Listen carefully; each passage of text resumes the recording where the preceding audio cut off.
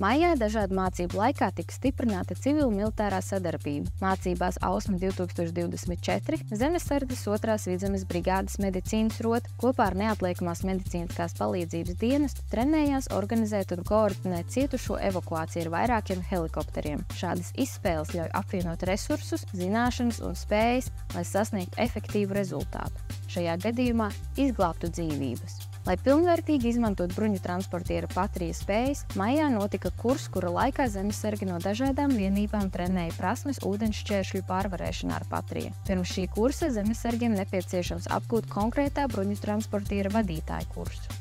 Maija beigās militārajā bāzē Ādeži notika svinīgā izlaiduma ceremonija Valsts aizsardzības dienesta pirmā iesaukuma karavīriem.